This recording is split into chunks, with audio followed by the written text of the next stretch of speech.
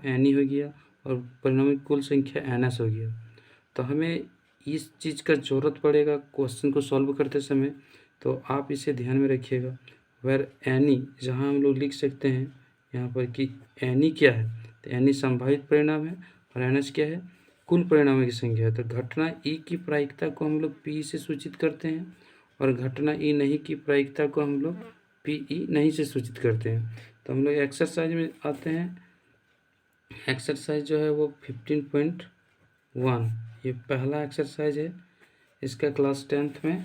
हम लोग यहाँ देखेंगे कि कुछ क्वेश्चन इस तरह से दिया हुआ है, तो आप देख सकते हैं कि घटना ई की प्रायिकता प्लस घटना ई नहीं की प्रायिकता बराबर क्या होता है। तो पहला प्रश्न हम जो लिखते नहीं है, बस इसको हम लोग देखेंगे कि घटना ई की प्रायिकता प्लस घटना ई नहीं की प्रायिकता क्या होगा। यहाँ देख सकते हैं कि क्या होगा इसका आंसर। तो हम लोग 1 नंबर दे के लिखेंगे कि घटना ई की प्रायिकता को हम लोग पी से सूचित किए थे और घटना ई नहीं की प्रायिकता पी ई नहीं से, इस तरह से। तो इसका आंसर 1 होता है। तो यहाँ जो ये खाली स्थान है इसमें हम लोग 1 लिखेंगे। इस खाली स्थान में क्या लिखेंगे, 1 लिखेंगे। उसके बाद हम लोग देखेंगे कि दूसरा इसका क्वेश्चन है, नेक्स्ट क्वेश्चन इसमें देख सकते हैं इस तरह से कि उस घटना की प्रायिकता जो घटित नहीं हो सकती है, इसको हम लोग बोलेंगे क्या कि क्या हो सकता है उस घटना की प्रायिकता जो घटना माने घटित नहीं हो सकती, वो असंभव है। यानी 0 हम लोग लिख सकते हैं कि ये 0 है, ऐसी घटना को हम लोग असंभव कहते हैं। तो यहाँ सेकेंड इसका खाली जगह हो जाएगा असंभव। तो पहला दूसरा जो है इसका सेकेंड नंबर जो यहाँ हम ऐसे लिख सकते हैं कि 2 नंबर का आंसर क्या हो जाएगा, पहला खाली जगह में 0 और दूसरा में हम लोग लिखेंगे इसको हम लोग क्या बोल सकते हैं, असंभव। नहीं, ये संभव नहीं हो सकता है। इसका थर्ड क्वेश्चन देखेंगे कि तीसरा क्वेश्चन है कि उस घटना की प्रायिकता जिसका घटित होना निश्चित है, मतलब ये घट सकता है, वो क्या होगा, ऐसी घटना को हम लोग क्या कहते हैं। तो जो घट सकता है तो उसका क्या हो जाएगा कि उसका परफेक्ट घटेगा, तो फिक्स है कि उसका जो आंसर 1 होगा। और इस तरह की घटना को हम लोग क्या बोलते हैं, निश्चित घटना बोलते हैं। तो निश्चित या अवश्य घटना भी बोल सकते हैं। चौथा नंबर हम लोग देखेंगे, कुल मिला के ये 5 क्वेश्चन दिया है इसमें, तो इसे ऑब्जेक्टिव में भी पूछा जाता है। तो इसका चौथा नंबर क्वेश्चन देखेंगे, किसी प्रिय की सभी प्रारंभिक घटनाओं की प्रायिकताओं का योग क्या होता है। तो योग जो होता है वो क्या होता है, 1 होता है। तो यहाँ हम लोग आंसर है 5 नंबर क्वेश्चन देखेंगे कि किसी घटना की प्रायिकता खाली जगह से बड़ी या उससे बराबर होती है। तो किसी भी घटना की प्रायिकता 0 से बड़ी होती है या 0 के बराबर तथा 1 से छोटी या 1 के बराबर होती है। तो पहला खाली जगह में क्या भराएगा, इसमें 0 और दूसरा में 1। तो इस तरह से पहला नंबर का जो क्वेश्चन सारा ये आंसर है। अब नेक्स्ट क्वेश्चन देखेंगे, क्वेश्चन नंबर 2। क्वेश्चन नंबर 2 क्या है, क्वेश्चन नंबर इसका 2 जो है वो ये है कि निम्नलिखित प्रयोगों में से किन किन प्रयोग के परिणाम सांप्रायिक है, स्पष्ट कीजिए। यहाँ प्रश्न जो है 2, यहाँ देखेंगे हम लोग प्रश्न, इसको थोड़ा आगे बढ़ा देते हैं। आप क्वेश्चन भी देख सकते हैं और आंसर भी देख सकते हैं कि प्रश्न 2 में कुछ इस तरह से प्रश्न लिखा हुआ कि सांप्रायिक क्या दिखाना है, कि सांप्रायिक दिखाना। और यहाँ पे पहला प्रश्न है 2 का कि एक ड्राइवर कार चलाने का प्रयत्न करता है, कार चलना प्रारंभ हो जाती है या कार चलना प्रारंभ नहीं होती है। यहाँ पे सांप्रायिक बताना है कि ये जो घटना का परिणाम है वो पूछ रहा है किस किस स्थिति में सांप्रायिक है, स्पष्ट करने के लिए। तो यहाँ हम लोग देखेंगे कि एक ड्राइवर कार चलाने का प्रयत्न करता है, तो ड्राइवर तो कार चलाने का प्रयत्न करता है, तो यहाँ पे कि कार जो है कि वो प्रारंभ स्टार्ट वो कर सकता है या फिर नहीं भी हो सकता है। तो यहाँ पे कोई परफेक्ट रिजल्ट नहीं मिल रहा है, इसलिए इसे हम नहीं कह सकते कि सांप्रायिक है। तो इसका आंसर जो होगा, उत्तर हम लोग लिख सकते हैं कि ये जो है ये सांप्रायिक नहीं है। हम इसको क्या लिखेंगे, सांप्रायिक नहीं है, क्योंकि यहाँ पे कोई चांस नहीं मिल रहा है कि हो भी सकता है नहीं भी हो सकता है, कन्फ्यूजन है। नेक्स्ट इसका सेकंड क्वेश्चन हम लोग देखेंगे।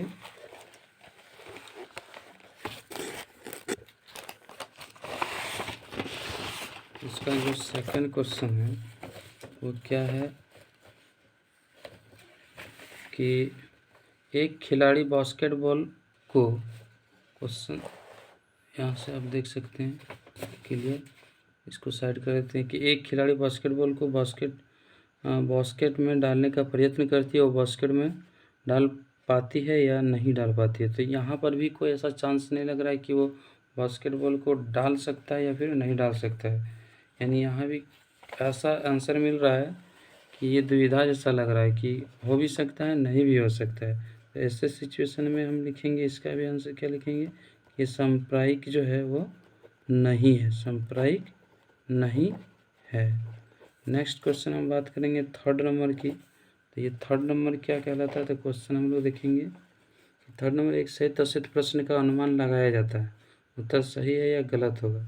तो जब भी प्रश्न पूछता है, जब भी कोई प्रश्न किया जाता है तो या तो वो सत्य होगा या फिर असत्य होगा, यानी इसमें घटना का संभव यानी संभावना है। तो इस तरह के घटना जो परिणाम जिसका संभावित हो सकता है उसको हम लोग क्या बोलेंगे, समप्रायिक। यहाँ पे हम लोग क्या लिखेंगे, समप्रायिक। तो ये जो है पूर्ण रूप से क्या हो गया, समप्रायिक हो गया, समप्रायिक है। इसका चौथा जो है प्रश्न क्या है कि एक बच्चे का जन्म होता है वो एक लड़का या एक लड़की है।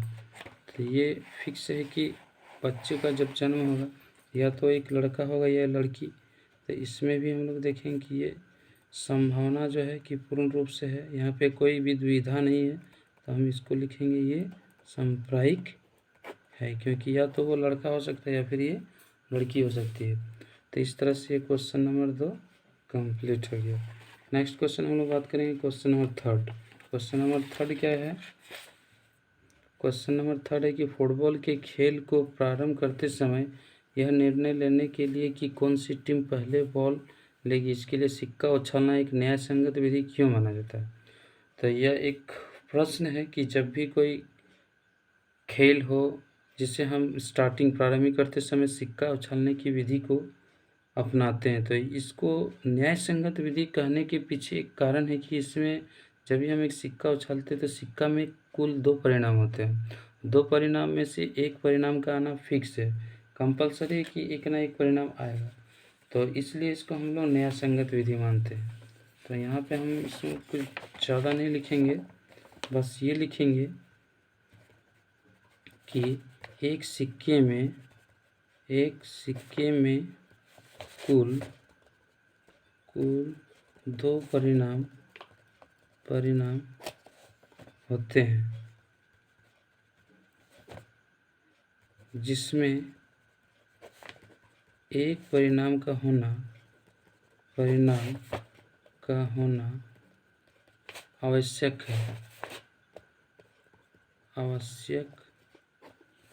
है। अतः सिक्का उछालने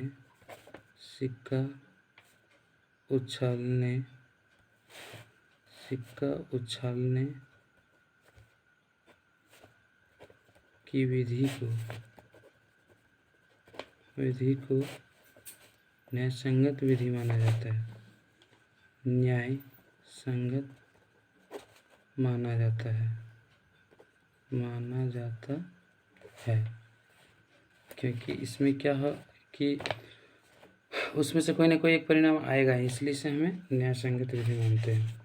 नेक्स्ट क्वेश्चन हम लोग 4 की बात करते हैं कि 4 में क्या है। तो क्वेश्चन हम लोग देख लेते हैं कि 4 क्या है। तो निम्नलिखित में से कौन सी संख्या किसी घटना की प्रायिकता नहीं हो सकती है। तो कौन सी संख्या किसी घटना की प्रायिकता नहीं हो सकती, 4 ऑप्शन है। ये ऑब्जेक्टिव क्वेश्चन के लिए इंपॉर्टेंट भी है कि ये 2/3 -1.5 और 50%, ये 0.7। तो ये सब का जब हम वैल्यू निकालेंगे तो ये 3 से डिवाइड करेंगे तो ऊपर में छोटी संख्या है, ये 0 पॉइंट कुछ आएगा। यहाँ पे 15% मतलब ये -1.5 जो कि ये 1 से अधिक है और नेगेटिव है, और ये 15 यानी 15/100 डिवाइड करेंगे तो ये भी 0 पॉइंट कुछ आएगा, 0 पॉइंट मतलब 1 2 ये 3 ऑप्शन जो है 0 से छोटा है, एक जो है 0 से बड़ा है, इसके साथ ही नेगेटिव है। अतः ये एक ऐसा ऑप्शन है, ये एक ऐसा परिणाम है जो कि प्रायिकता का कोई चांस ही नहीं बनता है, क्योंकि ऋणात्मक संख्या नहीं हो सकती, किसी भी घटना की प्रायिकता ऋणात्मक नहीं होता और ना ही वो 1 से बड़ा होता। इसलिए 4 नंबर का ऑप्शन नंबर बी हो जाएगा। 4 नंबर का ऑप्शन नंबर बी -1.5 जो कि प्रायिकता नहीं हो सकता है। नेक्स्ट क्वेश्चन हम आगे देखेंगे, क्वेश्चन नंबर 5। क्वेश्चन नंबर 5 क्या है कि यदि p बराबर 0.05 तो ई नहीं की प्रायिकता क्या होगा। हम लोग यहाँ देखते हैं कि पी का मान 0.05 है। क्वेश्चन नंबर 5 क्या है कि पी का मान दिया 0.05 तो पी नहीं की प्रायिकता क्या होगा। हम डिनोट करते हैं पी नहीं को इस तरह से हुआ। तो हम लोग जानते हैं कि इसका एक फॉर्मूला तैयार हो जाता है कि पी प्लस पी नहीं इक्वल टू 1, और हम जैसे ही पी निकालेंगे तो क्या हो जाएगा 1 माइनस पी नहीं। तो इससे जो आंसर आएगा वो क्या आएगा कि P equal to 1 minus P नहीं का मान क्या है 0.05 बराबर क्या हो जाएगा। यहाँ हम लोग देखेंगे कि क्या हो जाएगा, 1 से सब्ट्रैक्ट कर देंगे, 1 से क्या करेंगे इसको सब्ट्रैक्ट करेंगे तो 1.00 और दूसरा वैल्यू क्या है 0.05। इससे उधार ले लेते हैं पैसा, तो 10 में 5 गया 5, ये 9 0.95 कितना हो जाएगा कि ये जो वैल्यू है वो 0.95 पी, तो ये आंसर हो जाएगा। नेक्स्ट क्वेश्चन की बात करेंगे तो क्या होगा, आगे क्वेश्चन देखते हैं। Question number 6।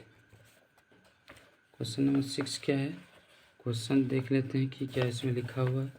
6 है कि एक थैले में केवल नींबू की महक वाली मीठी गोलियां हैं। मालिनी बिना थैले में झांकी उसमें से एक गोली निकालती, इसकी क्या प्रायिकता है कि वो निकाली गई गोली संतरे की महक वाली है। सबसे पहले इस क्वेश्चन से हमें क्लियर होना पड़ेगा कि इसमें संतरे की महक वाली कोई गोली है ही नहीं, तो इसकी प्रायिकता क्या हो जाएगा 1 नंबर में कि 0, और नींबू की महक वाली तो केवल और केवल नींबू की महक वाली, तो दूसरा नंबर में 1, तो पहला नंबर का आंसर जो है वो क्या हो जाएगा 0, क्योंकि वहाँ पे है ही नहीं उस तरह से। और दूसरा नंबर का जो आंसर है वो क्या हो जाएगा केवल नींबू की महक वाली, तो उसमें 1 हो जाएगा। ये क्वेश्चन नंबर 6 का दोनों आंसर है। क्वेश्चन नंबर 7 की हम बात करें तो देखेंगे, क्वेश्चन नंबर 6 में पहला नंबर आंसर क्या हो गया 0, ये फर्स्ट आंसर है, और ये सेकेंड आंसर है 1। तो क्वेश्चन 7 क्या है उसको देख लेते हैं थोड़ा। तो क्वेश्चन 7 जो है वह है कि यह दिया हुआ है कि 3 विद्यार्थी के एक समूह में 2 विद्यार्थी के जन्मदिन एक ही दिन में और ना होने की प्रायिकता दिया है 0.992। इसकी क्या प्रायिकता है कि इन 2 विद्यार्थियों के जन्मदिन एक ही दिन हो। तो 2 ऐसे विद्यार्थी है, 3 विद्यार्थी का जन्मदिन है कि दिया हुआ है 3 विद्यार्थी के एक समूह है, एक ग्रुप है जिसमें 2 विद्यार्थी का जन्मदिन एक ही दिन ना होने की प्रायिकता है। तो ना होने की प्रायिकता 0.992 है। तो यहाँ हम लोग देखेंगे कि इसको हम पी मानते हैं, पी नहीं इक्वल टू 0.992 क्या दिया हुआ है 0.992 ये वैल्यू दिया हुआ हम लोग 0.992। तो प्रायिकता क्या होगा इसका, नहीं का तो मान दिया, तो p इक्वल टू वाट। हम लोग देखेंगे कि पी प्लस पी नहीं इक्वल टू 1, और इस तरह से हम लोग जैसे ही पी निकालेंगे तो 1 माइनस पी नहीं हो जाएगा। तो इसका वैल्यू क्या हो जाएगा कि P equal to 1 minus P नहीं, तो पी नहीं मतलब 0.992, और यहाँ से हम लोग सब्ट्रैक्ट कर देंगे इसको कि 1.00 और यहाँ पे लिखेंगे 0.992। तो इससे एक पैसा ले लेते हैं इधर से, तो 10 में 2 जाने से 8 होता है, 0 हो गया 0.008, यानी इसका जो रिजल्ट आएगा वो क्या होगा 0.008, ये हो जाएगा आंसर। क्वेश्चन नंबर हम लोग 8 की बात करते हैं। क्वेश्चन नंबर 8 जो है क्या है देखते हैं इसमें। क्वेश्चन नंबर 8 क्या है, तो क्वेश्चन नंबर 8 जो है एक थैले में 3 लाल और 5 काली गेंद है। इस थैले में से एक गेंद यादृच्छिक है निकाली जाती है। इसकी प्रायिकता क्या है कि गेंद लाल हो। तो हम लोग देखेंगे कि गेंद लाल हो फिर लाल नहीं हो। यहाँ देख रहे हैं कि 3 लाल है और 5 काली है, 2 प्रकार की गेंद है। तो सबसे पहले देखेंगे कि इसमें कुल कितने गेंदों की संख्या कितनी है, कुल गेंदों की संख्या कितनी है वो चीज़ देख लेते हैं कि कुल गेंदों की संख्या कितनी है। क्वेश्चन नंबर 8 है ना। तो कुल गेंदों की संख्या हम लोग लिखेंगे कुल गेंदों की संख्या, कुल गेंदों की संख्या को हम लोग क्या बोलते हैं, NS। तो कुल गेंदों की संख्या कितनी है, तो 3 और 5 दो तरह का है, 3 + 5 तो हम लोग लिखेंगे 8। NS का वैल्यू कितना हो गया 8। तो यहाँ पे हम लोग देखेंगे नंबर, फर्स्ट नंबर पहला नंबर क्या है, इसमें पूछा है कि लाल हो। तो लाल जो गेंद है, लाल गेंद जो है वो कितना है, लाल गेंद की संख्या जो है वो 3 है। तो इसको हम लोग एनी मान लेंगे कि एनी का वैल्यू जो है वो 3 है। तब यहाँ पे प्रश्न पूछा है कि लाल होने की प्रायिकता क्या। तो हम लोग शॉर्ट में इसको लिखेंगे P = NE/NS। तो ये जो वैल्यू है, एनी का वैल्यू 3 है और NS मेरा 8, तो ये हो जाएगा पहला आंसर। सेकेंड नंबर क्वेश्चन है इसी का कि दूसरा पूछा है कि लाल नहीं है। तो लाल नहीं है तो कैसा है, तो काली होगा। तो काली गेंद की संख्या कितनी है, तो काली गेंद जो है वो 5 है। तो यहाँ हम लोग NE लिखेंगे 5 और NS का वैल्यू है 8। तो PE जो मान है वो क्या हो जाएगा NE/NS। और इस तरह से मेरा जो आंसर आएगा वो 5/8 आंसर हो जाएगा। यानी प्रायिकता का जो आंसर है, प्रायिकता का वो 0 या 0 से क्या होना चाहिए, 0 या 0 से हम लोग मैंने 0 के बराबर हो गया, 0 से बड़ा, लेकिन 1 से बड़ा नहीं होना चाहिए। तो जब भी इसका हम लोग सॉल्व करेंगे तो इसका वैल्यू हमेशा 1 से छोटा होगा और 0 से बड़ा होगा, 0 से फिर छोटा नहीं होना चाहिए। इसके बाद हम लोग अगला क्वेश्चन देखेंगे, क्वेश्चन नंबर 9। क्वेश्चन नंबर 9 क्या है, इसको ऐसे देख लेते हैं हम लोग थोड़ा सा। क्वेश्चन नंबर 9 क्या है, क्वेश्चन नंबर 9 क्या है, एक डिब्बे में 5 किस तरह से है, एक डिब्बे में 5 लाल कंचे, 8 सफ़ेद कंचे और 4 हरे कंचे। इस डिब्बे में से एक कंचा यादृच्छिक है निकाला जाता है, इसकी क्या प्रायिकता है कि निकाला गया कंचा लाल हो, सफ़ेद हो, हरा नहीं है। तो इस तरह से 3 प्रश्न है इसी में। क्वेश्चन नंबर 9 का हम लोग देखेंगे आंसर क्या होना चाहिए। तो क्वेश्चन नंबर जो 9 है इसका आंसर क्या होगा, थोड़ा सा इसको हम लोग आगे बढ़ा लेते हैं और इसका सॉल्यूशन देखते हैं कि डिब्बे में 5 लाल कंचे हैं। तो लाल कंचे कितने, रेड, लाल कंचे की संख्या कितना है 5 है। 8 सफ़ेद कंचे की संख्या कितना है, तो वो है 8। और उसके बाद से जो दिया हुआ है 4 हरे कंचे। तो हरे कंचे की संख्या कितना है, तो हरे कंचे की संख्या कितना है 4 है। तो यहाँ हम लोग देखेंगे कि कुल कंचों की संख्या कितना है। तो कुल कंचे कितना है, तो कुल कंचे जो है 5 + 8 + 4 तो कितना हो जाएगा, और 17 यानी 17 हो गया। तो इसको हम लोग NS बोलते हैं, क्या बोलते हैं, NS। अब यहाँ प्रश्न देखेंगे, पहला ही प्रश्न क्या पूछ दिया है कि लाल, क्या दिया है कि पहला प्रश्न जो पूछा है कि वो लाल होना चाहिए, दूसरा सफ़ेद होना चाहिए, तीसरा हरा नहीं है। तो हम लोग एक एक करके देखेंगे कि पहला प्रश्न में लाल पूछा है तो लाल होने की प्रायिकता निकालना है। तो लाल हम लोग देखेंगे कि लाल ये दिया है।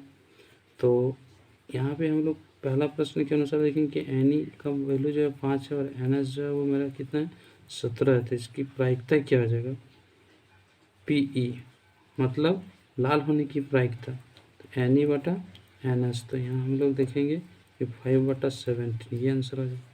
सेकेंड नंबर इसका क्वेश्चन जो है वो क्या है कि इसका सेकेंड जो क्वेश्चन है वो पूछा है कि सफ़ेद हो। तो सफ़ेद कितनी, तो सफ़ेद की संख्या कितना है 8। तो सफ़ेद की संख्या जब 8 है तो सफ़ेद NE हम लोग यहाँ लिखेंगे NE = जो है वो मेरा कितना है 8 है और NS जो है वही 17 है, तो प्रायिकता भी इसके कितना हो जाएगा, NE/NS। तो यहाँ हम लोग लिखेंगे 8/17। इसका थर्ड क्वेश्चन पूछा है कि वो हरा नहीं हो, तो 4 हरे कंचे हैं, बाकी तो हरा नहीं है। तो कुल मिला के जो हरा नहीं है, तो जो हरे हैं उसको हम लोग कुल से सब्ट्रैक्ट कर देंगे, तो कुल मेरा कितना है, ये NE का जो वैल्यू कितना हो जाएगा, 17 - 4, यानी 17 में 4 घट जाएगा, तो ये 13 बचेगा। यानी NE 13 है और NS कितना हो जाएगा, वो तो 17 ही रहेगा। तो PE बराबर वही फार्मूला हो जाएगा जो हरा नहीं है। हरा नहीं है मतलब जो है लाल और सफ़ेद है, तो PE बराबर NE/NS हो जाएगा। तो इस तरह से इसका वैल्यू जो आएगा वो क्या हो जाएगा, 13/17, ये आंसर हो जाएगा। अगला क्वेश्चन की बात करें तो हम लोग देखते हैं नेक्स्ट क्वेश्चन, क्वेश्चन नंबर 10 कि एक पिग्गी बैंक, क्या है, एक पिग्गी बैंक में 50 पैसे के 100 सिक्के हैं, 1 रुपये के 50 सिक्के हैं, 2 रुपये के 20 सिक्के। तो हम लोग सबसे पहले इस क्वेश्चन को समझेंगे कि किस तरह से ये दिया हुआ है, उसको देखना है। एक पिग्गी बैंक है जिसमें अलग अलग टाइप के पैसे हैं, सिक्कों की संख्या। सबसे पहले कि हम लोग लिख रहे थे 50 पैसे के 100 सिक्के हैं। क्वेश्चन नंबर 10, क्वेश्चन 10, 50 पैसे के 100 सिक्के हैं। हम लोग देखते चलेंगे क्वेश्चन भी और आंसर भी कैसे बनेगा, उसको देखते हैं कि 50 पैसे के 100 सिक्के हैं, 1 रुपये के 50 सिक्के। तो यहाँ 50 लिखते हैं, 50 पैसे की संख्या कितना है, 100 सिक्के हैं। ये पैसों की संख्या या सिक्के हैं, 100 सिक्के। इसी तरह से दूसरा क्या है, 1 रुपये के 50 सिक्के, 1 रुपये के 50 सिक्के देख सकते हैं। 1 रुपये के 50 सिक्के हम लिखेंगे, 1 रुपये के कितना सिक्के हैं, 50 सिक्के हैं। तो फिर आगे क्या है, फिर कि 2 रुपये के 20 सिक्के हैं, तो 2 रुपये के कितना हो जाएगा, 20 सिक्के हैं। और इसी तरह से आगे हम लोग देखेंगे 2 रुपये के 20 से 5 रुपये के 10 सिक्के, 5 रुपये के 10 सिक्के हैं। तो इस तरह से हम लोग सबसे पहले लिख लेंगे 10 सिक्के हैं। फिर यदि पिग्गी बैंक को हिलाकर उल्टा करने पर कोई एक सिक्का गिरने का परिणाम साम्प्रायिक है, तो इसकी क्या प्रायिकता है कि वो गिरा हुआ सिक्का 50 पैसे का होगा और 5 रुपये का नहीं होगा। तो 50 पैसे का होगा, सबसे पहले क्या है कि 50 पैसे का होगा। तो नंबर 1 में हम लोग आते हैं कि 50 पैसे का होगा तो क्या होगा, तो हम लोग लिखेंगे सबसे पहले कुल सिक्कों की संख्या, कुल सिक्कों की संख्या। तो कुल सिक्कों की संख्या क्या हो जाएगा, 100 + 50 + 20 + 10। अब सबको ऐड कर देंगे, तो इधर कितना हो गया, ये तो 100 है, 50 और 20 कितना जो 60 70 10 180। ये मेरा हो जाएगा NS का मान। यहाँ से प्रश्न पूछा था कि 50 पैसे का हो, तो 50 पैसे का होगा तो NE जो 50 पैसे की संख्या हो कितना, वो 100 है। 50 NE = कितना हो जाएगा, 100, और NS का मान तो दिया हुआ है 180। यहाँ से हम लोग PE निकाल देंगे, तो PE बराबर क्या होता है, NE/NS। तो PE जब NE होता है तो NE का वैल्यू बैठा दो, NE/NS तो 100/180। इस तरह से काटेंगे, काट के भी शॉर्ट आंसर ला सकते हैं, 2 9 18, इस तरह 5/9, ये हो जाएगा प्रायिकता। इसका नेक्स्ट क्वेश्चन है इसी में कि दूसरा क्वेश्चन पूछा है कि देखिए 5 रुपये का नहीं होगा, तो 5 रुपये का नहीं होगा तो सिर्फ हम लोग 5 रुपये वाला छोड़ देंगे।